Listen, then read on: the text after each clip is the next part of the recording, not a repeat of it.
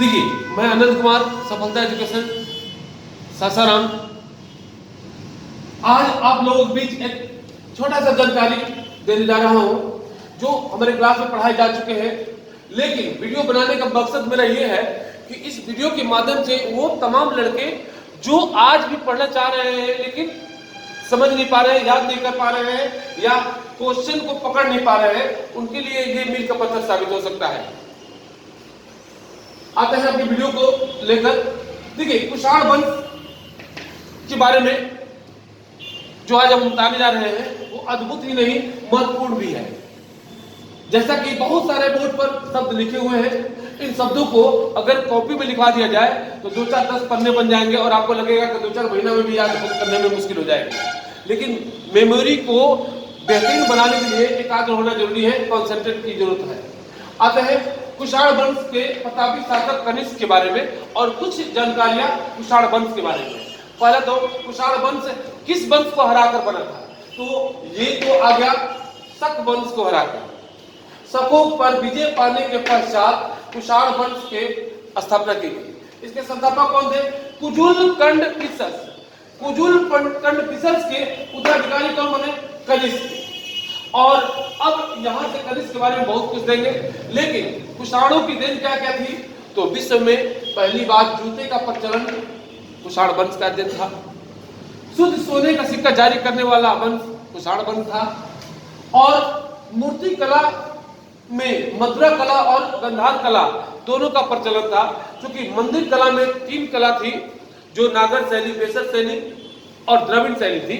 लेकिन मूर्ति बनाने के 2 ही शैली पहले मिलती थी, एक मथुरा और एक गंधार, जिसमें इसमें कुषाण और शक दोनों लेते थे। लेकिन मथुरा में केवल कुषाण लोग मानते थे। इसमें काले पत्थरों का मूर्तियां बनती थी, इसमें लाल पत्थरों की मूर्तियां बनती थी। ये यथार्थवादी थे, ये आदर्शवादी थे। तो ये मथुरा कला और गंधार कला की शैली पर बात मैंने किया।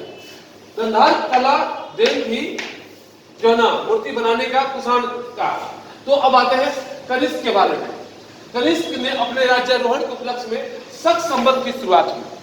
और शक संवत की शुरुआत करने वाला कनिष्क, जो कैलेंडर आज भारतीय है, वो इसी पर आधारित है। क्वेश्चन आता है भारतीय कैलेंडर किस संवत पर आधारित है?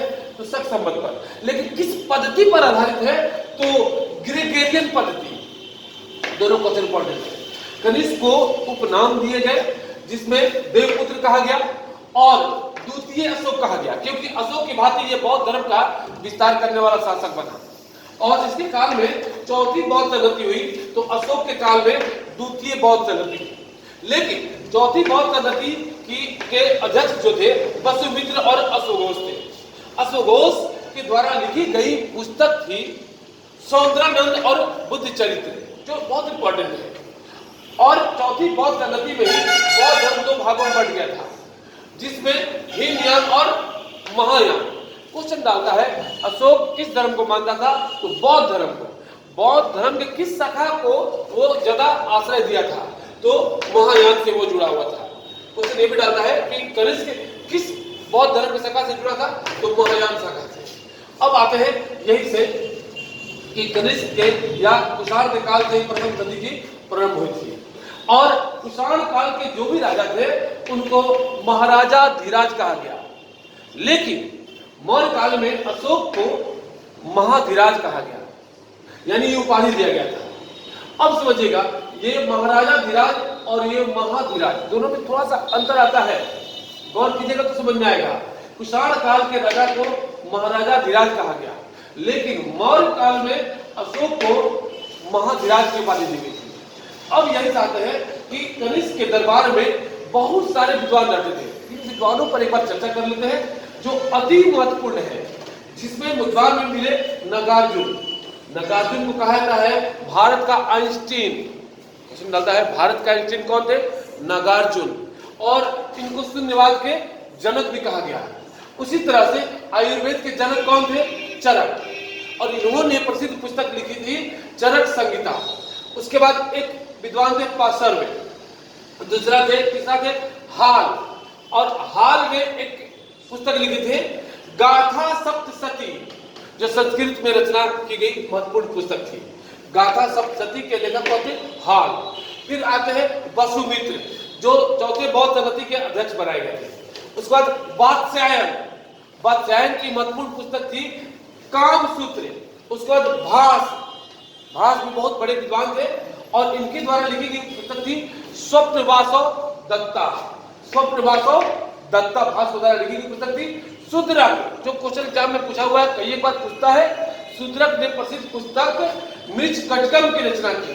उसी तरह से नागसेन, मिलिंद और पतंजलि, पतंजलि को योग दर्शन का जनक कहा जाता है और महाभारत एक इनकी प्रसिद्ध पुस्तक थी। तो मैं अनंत कुमार सफलता एजुकेशन जीके जीएस सासाराम से आपके पास ये वीडियो इसलिए पहुंचा रहा हूं कि आप इस वीडियो को अधिक से अधिक छात्रों तक शेयर करें और यदि जो विद्यार्थी कमजोर है या अपने आप को कैसे तैयारी करें नहीं समझ पा रहे हैं, वो एक बार जरूर मिले। धन्यवाद।